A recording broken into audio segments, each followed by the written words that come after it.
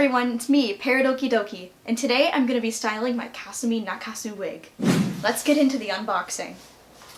I got this wig from Any Hut Wigs.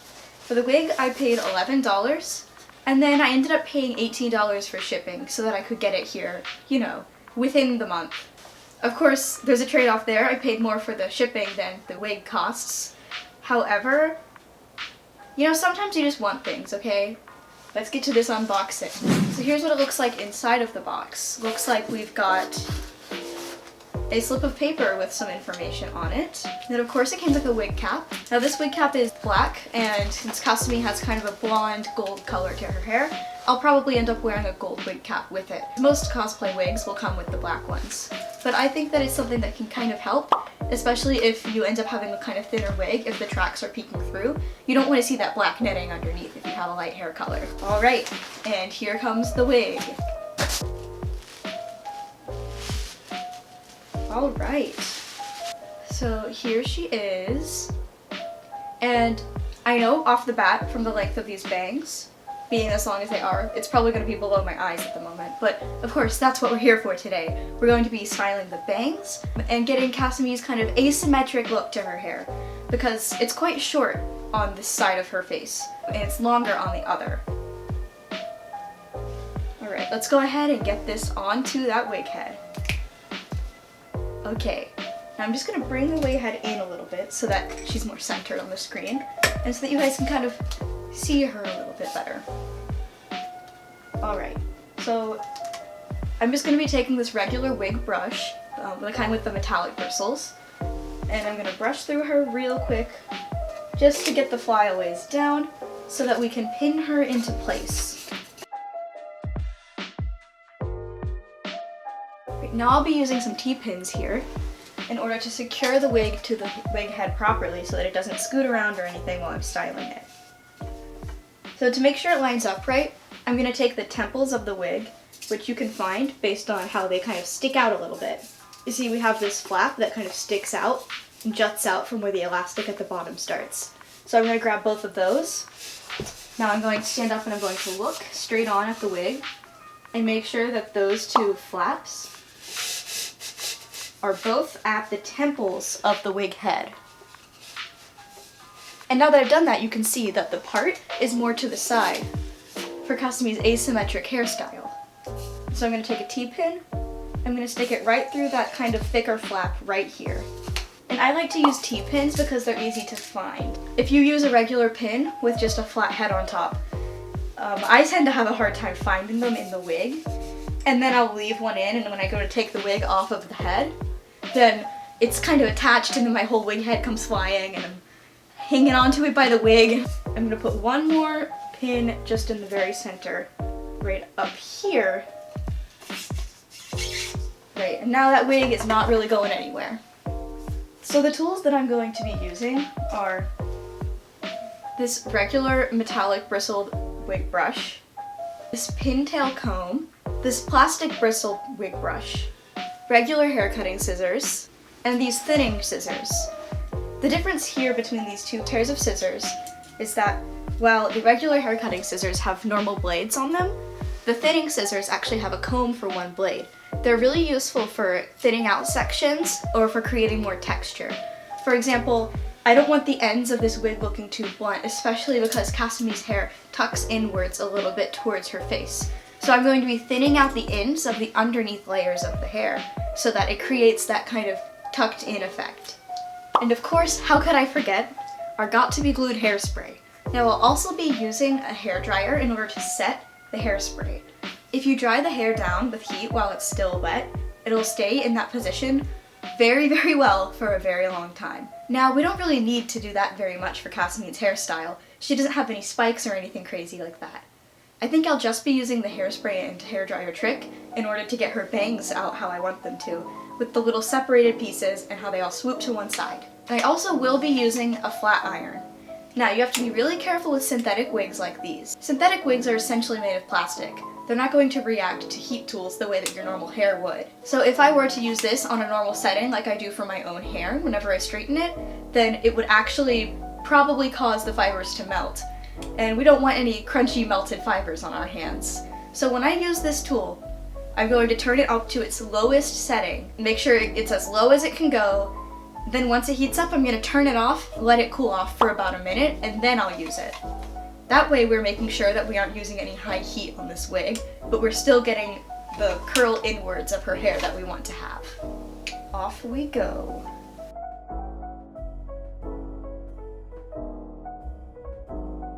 Now when you're looking at Kasumi, it'll be the left side that is shorter and the right side that is longer. Yes, because it is her right that's shorter. So it should be this side, which is, looking at it, the left, that's shorter. Her shorter side is her right, so when we look at the wig, that'll be the left. I feel like I'm saying that to assure it to myself more than anything else.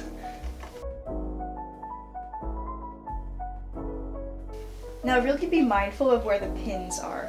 Make sure if you're about to cut hair, that none of the hair is being redirected in the wrong direction by the pin. Especially T-pins, since they're a bit unwieldy and kind of large, I like to make sure that I have them rotated to where instead of being side to side, they're up and down. That way they aren't catching any hairs. And then I just brush really carefully around them to make sure, extra sure. And before you make any cuts as well, make sure your part is how you want it. Now this wig's part is already styled in really, really heavily. So there's not very much that I have to do, other than make sure that the hair is going the way that it's already been trained to go. But if you're starting off with a wig that doesn't have such a heavy part in it, you might want to start by putting that part in. There's lots of videos on YouTube on how to put a nice part into a wig. One thing about cutting wigs is you just have to not be too scared. If you're too scared, you're never going to cut off any of the hair. Alright, so I'm going to look side by side with my wig, getting our heads even. Looks about right to me. And let's see, your hair goes to about her chin. This wig head's chin is a little higher than mine, so I'm going to make sure that I leave a little bit of extra. It's always better to leave more and cut it off later than to cut off too much from the get-go.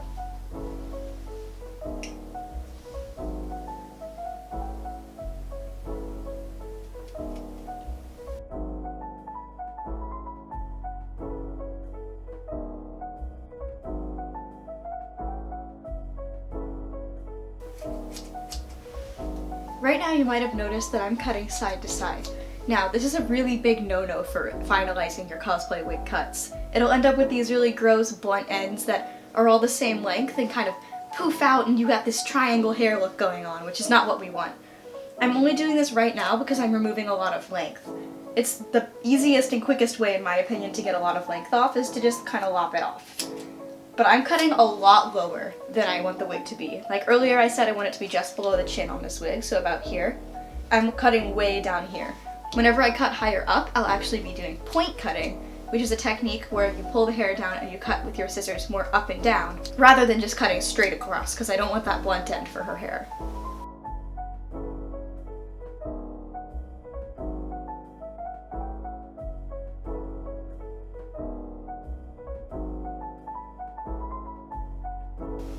Now I'm going to be taking some of these top layers. I just used a pintail comb to separate out some of the top parts of the hair. I'm just gonna twist it down. Alright, so what I've done is I've just taken one of these top left layers. I've pinned some of these lefts up here so I can take a look at this bottom layer and thin it out just a little bit. So I'll take these thinning scissors, which have the little comb blade, and I'm going to be taking some of these hairs.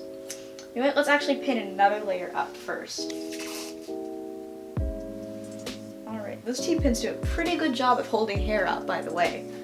Just these bottom few layers. I'm going to go even further, so I'm going to take these individual lefts, which you can see where the tracks are sewn in. I'm going to take the individual pieces.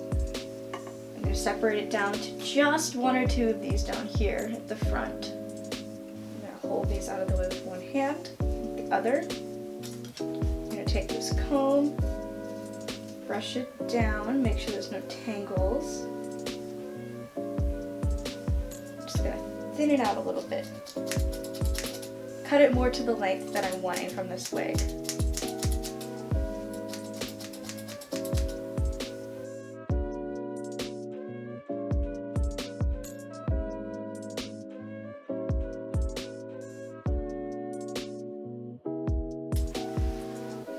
Now, if you don't have these thinning scissors, another way you can get the same effect is if when you take the hair and cut it, you take your scissors, you very, very barely cut them, and you slide them up and down, like so. That's another way that you can thin the ends out if you don't have these handy thinning scissors. I actually think I'm going to take a little bit more length off for that asymmetric style, because right now it's looking a little bit the same length still to me.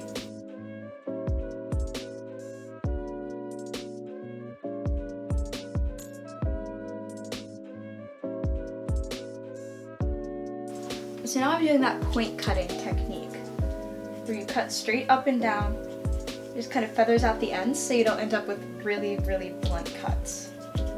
Because while a blunt cut can look good on real human hair sometimes, it does not look very great on plastic hair.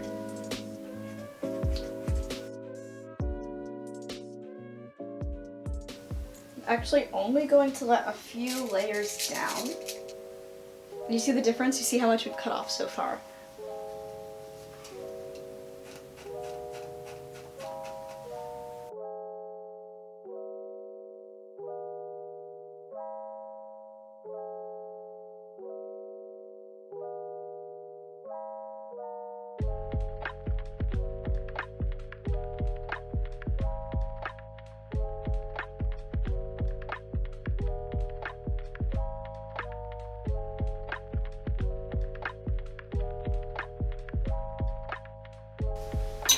Now I've run into a kind of big tangle that it created on top, so I'm going to take the regular wig brush again instead of the comb. Make sure that I get that tangle out. Oh! Sometimes you'll lose your brush.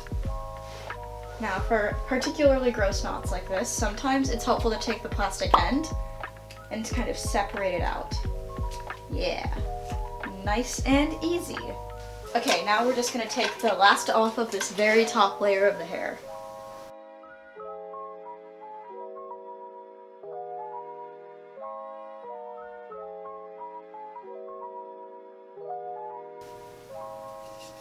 Alright, so now we've got that significant length difference that we're looking for.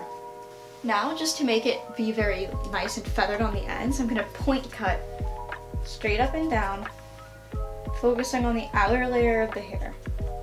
Now, I'm not using the white scissors on the outer layer, because if you feather too much on the outer layer and create layers out there that are shorter, then a lot of times with plastic wig hair, they'll end up being crazy flyaways that just kind of stick out every which way from your wig.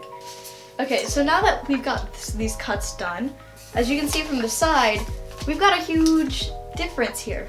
So next up, I'm going to slowly go around the wig to create kind of a diagonal line going from the shortest point down to this side, which will be, of course, our longest point in front.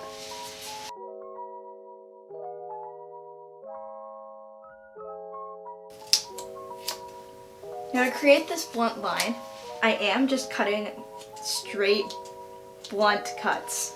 So I'll take a little piece of hair that goes next, literally just cut like a perfect little diagonal into it.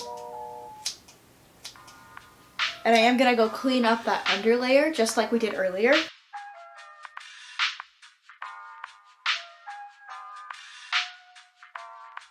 And now since I want the longest point to be this front point that'll hang down, I'm going to taper upwards into it, since the back is actually a little bit longer the way this wig sits right now.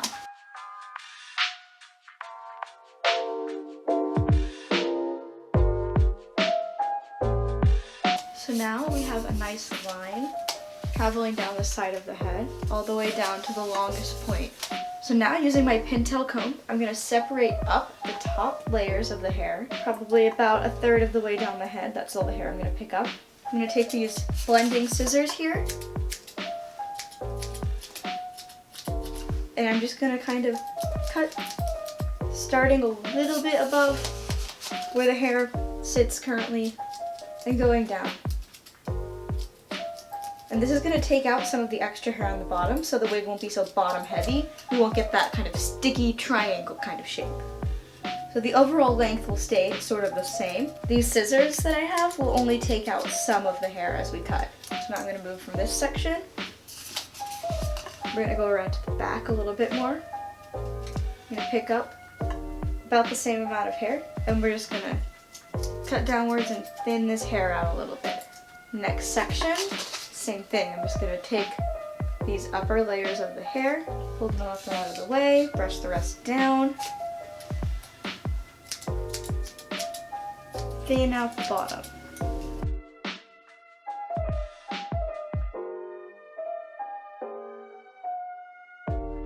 You can see down here, there's really a lot of extra hair. We're going to get to that in just a minute.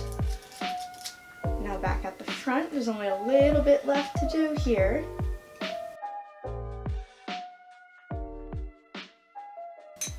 I'm going to take my wig brush and brush all the way through the hair, all the way around. I'm just going to clean up the edges and any spots that I see hair sticking out where it shouldn't be. Here's what we're looking at right now. Now you see this very bottom layer that's attached to the part that kind of covers the nape of your neck. That's what we want to focus on right now. I'm going to grab all the rest of the hair that isn't part of that very bottom bit. Alright, so now we're getting down to the very back of the wig and the very underside of the wig, which is where you can see our cuts haven't really made much of an impact since we've been going from the outside. So what I'm going to do is I'm going to create that same diagonal shape using the very few hairs that are down that are actually in that shape as a guide.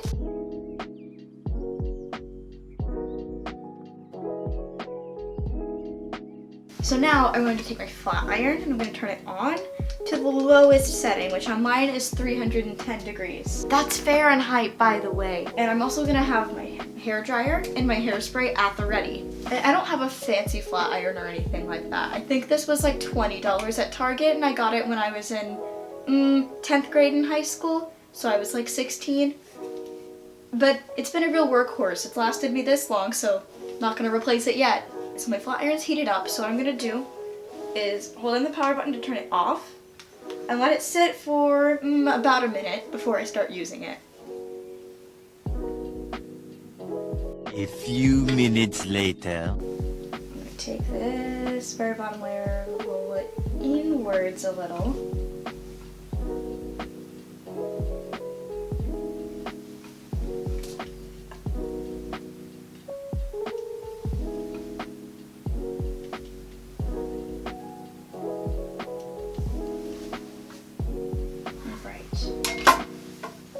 Now that looks good. We're going to spray that. Use our hair dryer from afar on a low setting.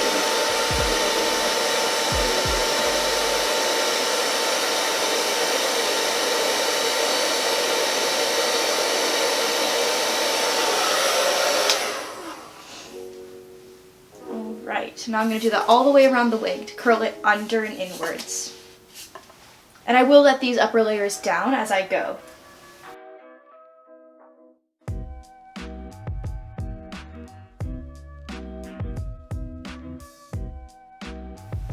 You see the difference? This side it's been curled under, it looks nice and smooth. Well, this side is still looking a little bit blunt. A little longer than a few minutes later. Yeah, it's a nice bouncy looking bob right there. Alright, there we go. Look at that bounce. That bounce. And then since we heat set it in, even if it bounces around, they still kind of stay tucked under. So all you have to do is run a brush through it lightly. And you've got your style right back.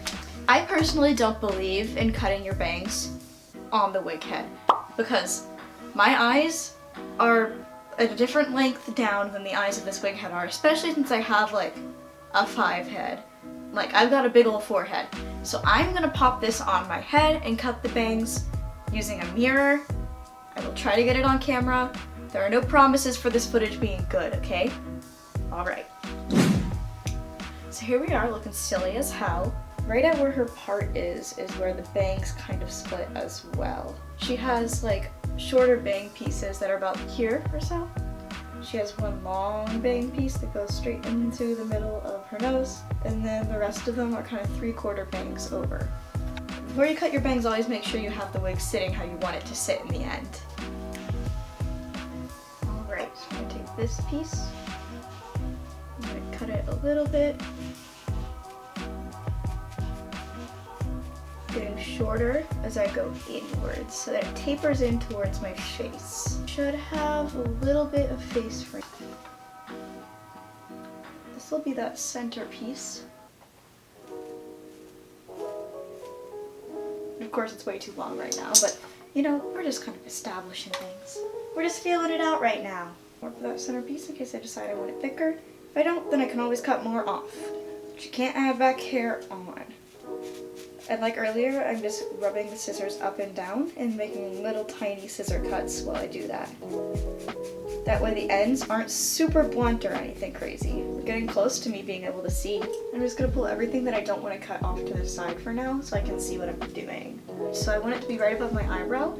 So I'm taking my fingers like a peace sign and I'm clipping right above my eyebrow. And I'm just gonna cut to that length, using the same up and down method. You'll probably have to do this a few times until you like it, but as we say, you can remove more hair later. You can't add back hair later once it's been cut off.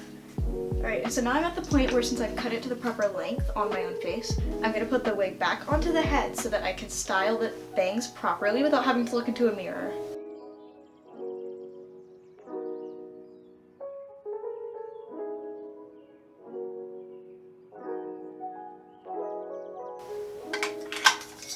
Alright, and one thing I'm going to do to thin out the bangs a little, since bangs aren't really chunky on real people, I'm going to take the upper layer, separate it off, and this very bottom layer, the bottom two, I'd say, layers of bang, I'm just going to chop them with our feathering scissors, like pretty high up, because we don't want that much hair in our bangs.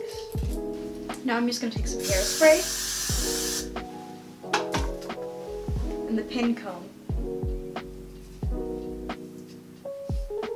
going to separate out that middle nose piece right here.